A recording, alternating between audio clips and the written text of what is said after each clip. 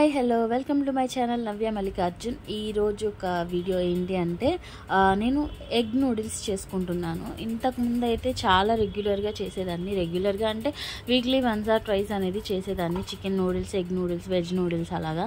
So చానాళ్ళ తర్వాత అంటే actually 4 years after 4 years నేనైతే నూడిల్స్ అనేది చేస్తున్నా ఇంట్లో.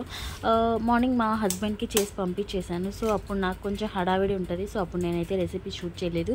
సో ఆఫ్టర్నూన్ నా కోసం చేసుకున్నాను. సో అప్పుడైతే రికార్డ్ చేస్తున్నాను. నేను ఒక్కదాన్నే కదా, కొంచెం అటు ఇటుగా ఏమైనా ఉంటే అడ్జస్ట్ చేసుకోండి. సో ఇక్కడైతే దీనికి కావాల్సినవి చూపించాను కదా, క్యాబేజ్, క్యాప్సికమ్, క్యారెట్ అండ్ ఉల్లిపాయలు, పచ్చిమిర్చి, కొత్తిమీర, కరివేపాకు. అయితే వీటన్నిటి నూడిల్స్కి మనం సన్నగా పొడుగ్గా ఎలా కట్ చేసుకుంటామో అలా కట్ చేసుకోవాలి. నేను కటింగ్ చేసే ప్రాసెస్ అయితే చూపించలేదు, ఎందుకంటే మ్యాక్సిమం అందరికీ తెలుస్తుంది కదా. సో అందుకని అవన్నీ సన్నగా కట్ చేసి పక్కన పెట్టేసుకోవాలి. అలాగే నేను 2 eggs తీసుకున్నాను నా కోసం కాబట్టి. 2 eggsని నేను ఏం చేశానంటే గిన్నెలో కొంచెం పగలగొట్టి వేసేసుకొని అందులో ఉప్పు కొంచెం, పెప్పర్ కొంచెం వేసేసుకొని బాగా కలుపుకొని బాండీలో ఆయిల్ అయితే కొంచెం వేసేసుకొని అది ఆమ్లెట్ లాగా వేసేసుకొని మొత్తం ముక్కలుగా చేసుకున్నా. ఇలా చేసుకుంటే చాలా బాగుంటుంది. మామూలుగా మనం డైరెక్ట్గా ఎగ్ పగలగొట్టేసి చేసుకుంటే దానికన్నా ఇలా చేసుకుంటే టేస్ట్ అయితే బాగుంటుంది అని నేను నా ఎక్స్పీరియన్స్లో తెలుసుకున్నాను. సో మీరు కూడా ఇలా ట్రై చేయండి, చాలా బాగుంటుంది. సో ఇలా మంచిగా వేసేసుకొని కొంచెం ఆయిల్ అయితే సరిపోతుంది, ఎక్కువ అవసరం లేదు. చూసారా, అంటుకోదు అనమాట. అదే మనం డైరెక్ట్గా ఎగ్ వేస్తే మొత్తం అంతా అంటుకుపోతుంది. సో ఇలా అయితే ఈజీగా ఉంటుంది, మీకు కూడా అంటుకోదు. నాన్ స్టిక్ కాకపోయినా కానీ చాలా బాగుంటుంది అనమాట. ఇలా మంచిగా ఫ్రై చేసేసుకొని దీన్ని పక్కన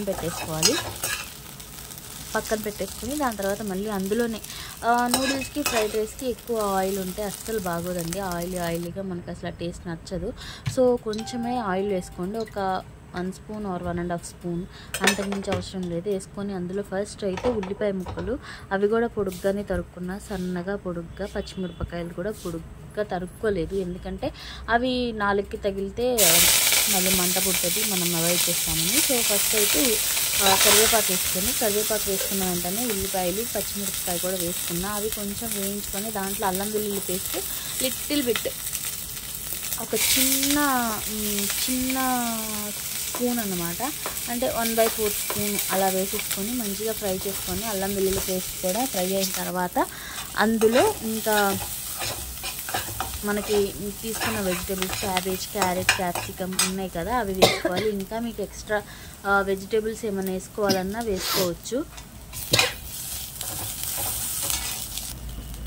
నేను మాత్రం ఈ వెజిటేబుల్స్ మాత్రమే తీసుకున్నా.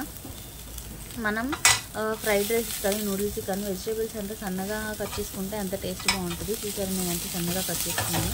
ఈ కటింగ్ ప్రాసెస్కి టైం పడుతుంది, అందుకే నేనైతే రికార్డ్ చేయలేదు. సో మీకు కావాలంటే చెప్పండి, రికార్డ్ చేసి చూపిస్తాను ఎలా కట్ చేయాలనేది. నేను ఇలా కట్ చేసుకొని పక్కన పెట్టేసుకున్నాను కదా, వీటన్నింటిని కూడా వేసేసుకొని ఇందులో కొంచెం వెజిటేబుల్స్ మగ్గడానికి సాల్ట్ అండ్ పెప్పర్ వేసేసుకొని కొంచెం వేయించుకోవాలి. ఆ వెజిటేబుల్స్కి సరిపడా మాత్రమే వేసుకోవాలి. వేసుకొని బాగా ఫ్రై చేసుకోవాలి. ఎక్కువసేపు అవసరం లేదు, ఒక 2 to 3 minutes అన్నమాట. కొంచెం మగ్గితే చాలు, పచ్చివాసన పోతే చాలు. అవి అలా వేగుతూ ఉన్నప్పుడు ఇంకా మనం దాంట్లో నూడిల్స్ బాయిల్ చేసి పెట్టుకున్నాం కదా, కొంచెం సాల్ట్ అండ్ ఆయిల్ వేసేసుకొని, బాయిల్ అవుతున్న వాటర్లో సాల్ట్, ఆయిల్ వేసేసుకొని మరిగిన తర్వాత అందులో ఆ నూడిల్స్ వేసుకొని కొంచెం ఉడికే వరకు ఉంచుకొని తీసేసుకోవడమే. అవి తీసేసుకున్న వాటిని ఇలా వేగిన వెజిటేబుల్స్లో వేసేసుకొని బాగా కలుపుకోవాలి. దీంట్లో ఏంటి అంటే ఇప్పుడు కొంచెం సోయా సాస్, చాట్ మసాలా, గరం మసాలా, ఉప్పు, నూడిల్స్కి సరిపడా ఉప్పు ఆల్రెడీ మనం వెజిటేబుల్స్లో వేసాము, అలాగే ఎగ్లో కూడా ఉంది, అలాగే నూడిల్స్ బాయిల్ చేసేటప్పుడు కూడా వేసాము కాబట్టి ఉప్పు అనేది చూసుకొని వేసుకోండి. నేను క్వాంటిటీ ఎంత అని చెప్పట్లేదు, మీ టేస్ట్కి సరిపడా ఉప్పు వేసుకొని, పెప్పర్ వేసుకొని, గరం మసాలా కొంచెం, చాట్ మసాలా కొంచెం, చికెన్ మసాలా, నూడిల్స్లో, ఫ్రైడ్ రైస్లో చికెన్ మసాలా వేసుకొని చూడండి, చాలా బాగుంటుంది టేస్ట్. చికెన్ మసాలా కొంచెము, అండ్ మనం ఎగ్ అయితే ఏదైతే పక్కన పెట్టుకున్నామో అది సోయా సాస్ ఇవేనండి, ఇంకేం అవసరం లేదు. ఇవి వేసేసుకొని బాగా కలుపుకోవాలి. కలుపుకొని లాస్ట్లో కొత్తిమీర వేసేసుకొని దించేసుకోవడమే. అంతే, ఎంతో రుచిగా ఉండే street style noodles, egg noodles అయితే రెడీ అయిపోయినాయి. ఇంట్లోనే మనం చాలా ఈజీగా చేసుకోవచ్చు, కాకపోతే కట్ చేసుకోవడమే టైం పడుతుంది. వన్స్ కట్ చేసుకున్న తర్వాత చాలా ఈజీగా అయిపోతుంది. మీరు కూడా ట్రై చేయండి. ట్రై చేసి ఎలా ఉంది ఏంటనేది నాకు కామెంట్ సెక్షన్లో చెప్పండి. ఖచ్చితంగా మీరు నా వీడియోని చూసి ఈ రెసిపీ అయితే ట్రై చేయండి. అండ్ నా వీడియోని ఇలానే చూస్తున్నారు కానీ సబ్స్క్రైబ్ అయితే చేసుకోవట్లేదు. Please do subscribe to my channel. ఇంకా మంచి మంచి వీడియోస్ అయితే వస్తూ ఉంటాయి. Thank you for watching my videos.